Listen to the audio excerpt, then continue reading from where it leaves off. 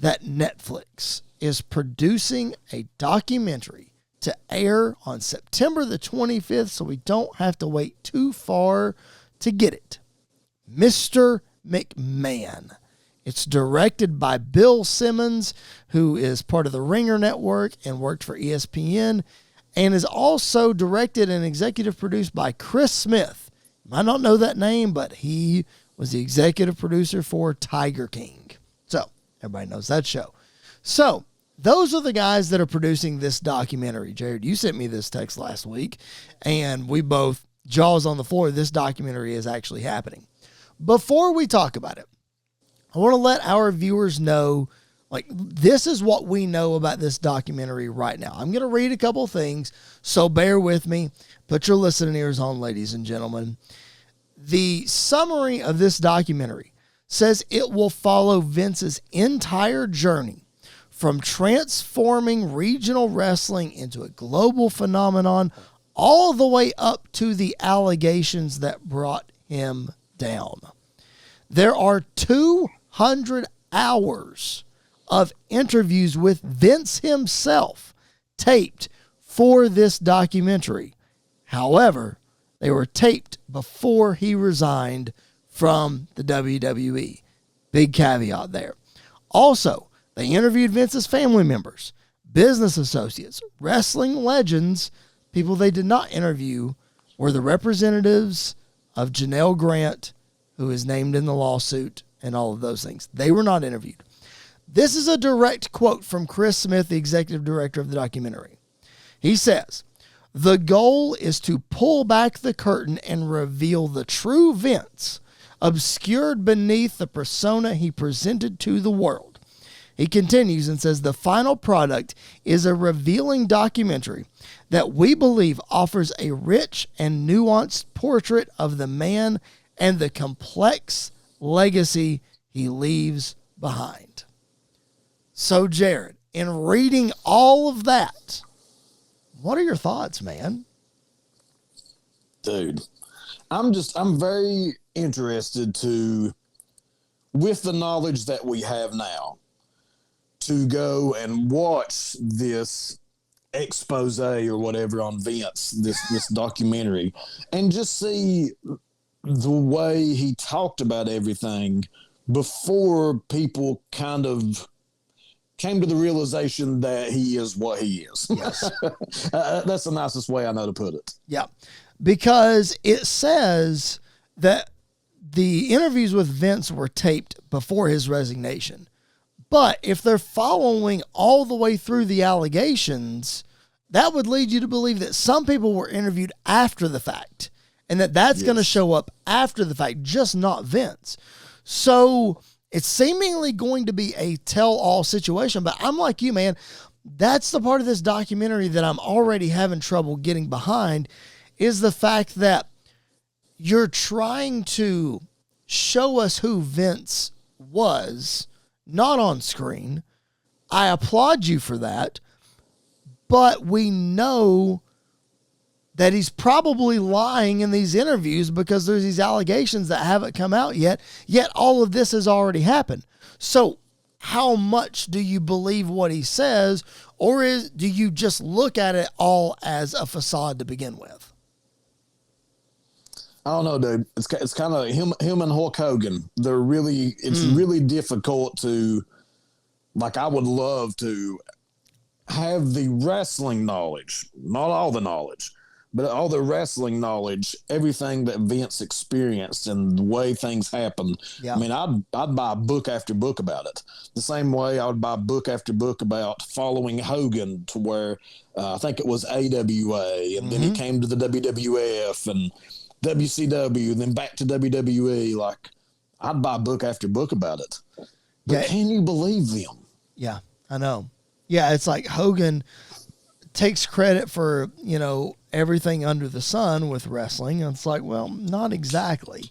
And it's a shame that we're not getting the Hogan documentary or the biopic that we were supposed to get with Chris Hemsworth playing Hulk Hogan and all that. It's a shame that we're not going to get that. We're not getting it? No, we are not getting it. That went. Wow. Yeah, that got canceled. I know it was back and forth for a while, like they pulled the plug and then it was back on, but evidently the plug has been pulled for good. So, very sad that we're not getting that, but I'm very interested in this Vince documentary about what people are going to say and who's going to say it.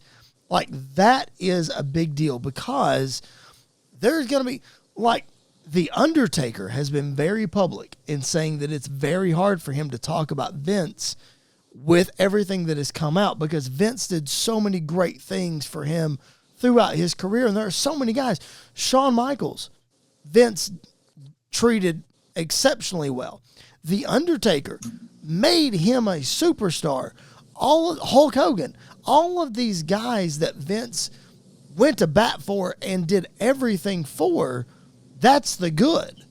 Then there's the bad on the other side, and somehow the bad is just awful, you know? And the thing that I would love to know, maybe we'll never know it, is how many people actually had knowledge, apparently, if these allegations are true, right, that Vince was that person that so many of us didn't know as well. Yeah. Were there people that really, I mean, there had to be some people. It's just, who were those people? Right. Exactly. Hopefully we'll get some of those answers in this documentary. I don't know how much we'll get, but hopefully we'll get some of them. I'll tell you right now, listeners, viewers, make sure you're subscribed to this channel. If you're just listening on audio, make sure you're subscribed. If you're on the YouTube channel, make sure you're subscribed because we are going to do a bonus podcast on this documentary when it comes out. It comes out on September the 25th. You can expect a podcast probably the 26th or the 27th talking about this documentary. We'll be right here breaking everything down for you. But I want to be on that podcast. Well, we will make it happen. All that being said, though, Jared, we talked about Vince resigning and all these interviews happened before he resigned.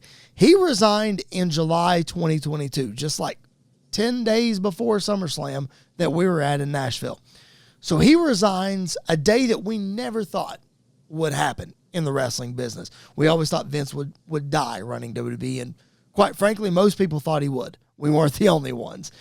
But that being said, we've seen one of the biggest boom periods in the world of wrestling, not just WWE, the world of wrestling, since Vince has been gone a little over 2 years. So I'm going to hit you with a tough question here. Who has benefited the most from Vince McMahon being gone? Well, I mean, I would say hands down Triple H has to be the first name that comes to mind because now he has the job that I'm sure he has always wanted. I mean, who of us super fans, not even the ones that went on to become wrestlers because those are few and far between. Right. But I feel like Triple H is one of these people. But just us super fans that have never been wrestlers, we would all love to be Vince McMahon. Sure. The highest, if you had a pyramid, he's at the main top. There is nothing above him. The wrestling god. It's not JBL. It was Vince McMahon. Right. And then Vince McMahon goes away. Triple H has now inherited that. Yeah. And so I think hands down he would have to be the one that comes to my mind first. But I'm sure since you've asked me this question, you have an opinion. So I want to hear what you have to say. I do have an opinion. I have a couple of, listen, I wrote down like 3 or 4 answers and I was like, well, Jared's probably going to pick one of these, so I'll just take one of the other ones. But to your point Did you guess Triple H? Oh yeah, he's on there. To your point about Triple H, I don't know how many of our listeners or viewers or Jared listens to Matt Camp. Now, Matt Camp used to be on The Bump. He used to host a couple of things for WWE. He has since been released, and he has his own YouTube channel called The Wrestling Matt. Very interesting. Go check it out. He gives some nice behind-the-scenes stuff. I was listening to him talk about Vince's resignation in July 2022. And up until that point, when Triple H went out with his health issues, basically when Vince and Bruce and John Laurinaitis took control of NXT, made it 2.0, they took all power away from Triple H. So much so that at WrestleMania 38, when they had their company-wide meeting after that, so that was the one in Dallas where Triple H put his boots in the ring, Matt said that Triple H was relegated to just reading off the accomplishments for that WrestleMania at that meeting. Wow. He had no power whatsoever. So to your point, that was in April, May, of 2022. And then just 3 months later, he's the man. He's given all of that back and then some. So yes, you're arguing about Triple H benefiting the most. Here's one I'm going to throw at you. The fans? That's Go one. ahead. That is one. The fans. I mean, the product is incredible. Yes, ticket prices are a lot higher, but you're getting your money's worth with what you're paying for. So it's not like we go to WrestleMania and pay $400 or $500 and we walk out and we're like, well, that was trash. Like, why did we pay all that money? Versus now. And we took those risks. Absolutely we did. But now you pay $100, $150 to go to a Raw or SmackDown. You're going to be entertained for 2 to 3 hours. And you're going to walk out of there and it's going to be like, all right, I got my money's worth. Here's one that I'll throw at you. Michael Cole. He is doing, without Vince McMahon in his ear, the best work ever. the best work that he has ever done. Like I'm going to get in trouble for saying this, but I'm going to say it on the podcast anyway because it's my podcast, dang it, and this is where I can voice my opinion. I went to work the other day, and I told some guys, hey, I actually prefer Michael Cole's work over Jim Ross. Ooh. Hot take, but I do. Now, this is not a debate between Michael Cole and Jim Ross. I know by your reaction where you go. But just look at it. You'd be surprised. I think it's neck and neck. And before, you remember how I felt the same way you did. Sure. We hated Michael Cole. Yep.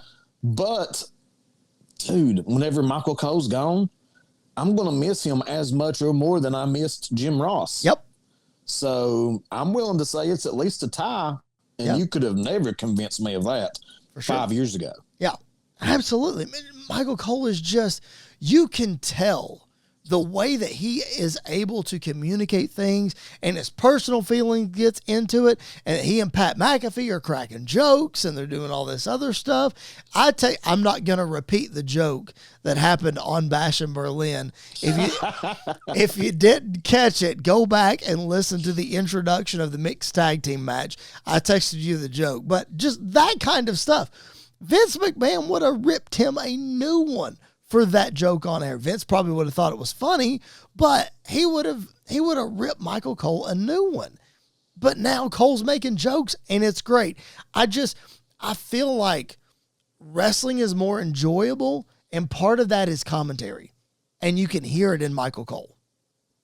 Well, I mean, just imagine how irritating it is whenever that you're talking to someone and then let's say you have a phone up to your ear, and somebody sitting in front of you continues talking as you're having to try to listen to this person on the phone. And that's basically what Michael Cole was going through. You know, he's trying to talk and listen to what the other guy's saying. And at the same time, it's like, man, like a bulldog probably, just going off in his ear. It's hard to concentrate.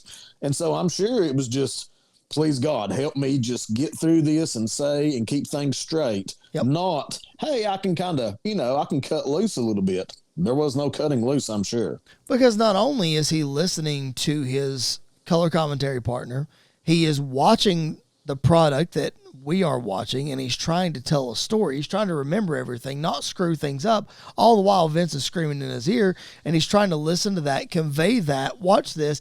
Commentary is not easy, ladies and gentlemen. I've done it on a very small scale, not anywhere near that level. It is not an easy thing. So I'm going to lean towards Michael Cole has benefited most from Vince McMahon being gone. But I think the fans, I think you hit the nail on the head there. The superstars, they're allowed time off now. The ship is being steered in a much smoother fashion. It's not Who was that you did commentary with at Mania weekend? Was it Byron Saxton? No, it was Percy Watson. Percy Watson. Okay. He was the color commentator with Nigel McGuinness and Mauro Ranallo at NXT at the time. So, yes. Okay. I I did a few minutes of that. A lot of fun. But in any event, we could sit here and name people that are benefiting from Vince being gone, but Jared, ultimately, the wrestling world, as we know it, whether any of us would have cared to admit it or not, myself included, we're all benefiting from Vince being gone. It's a new world, and it's absolutely crazy. I've got a new reinvigorated energy for it. You definitely do, and it's wild, man. I love it, dude. And it's just like I was telling you a story about being at work and hearing somebody who doesn't, or at least I didn't know that they watched wrestling or used to watch wrestling, and somebody fell down and they called it a bump. And I was like, that came from wrestling. And so for years and years, I didn't hear people talking about wrestling, or if they did talk about wrestling, it was like it was back before the Attitude Era. Yep. That old fake stuff. But now, man, I mean, you can listen to people talk around you, and people were talking about Monday Night Raw, Brock Lesnar, what's he doing, Vince McMahon. They're using a lot of the slang that us wrestling fans know, and it's crazy, man, how much it's just all of a sudden another boom period. I think we're in it.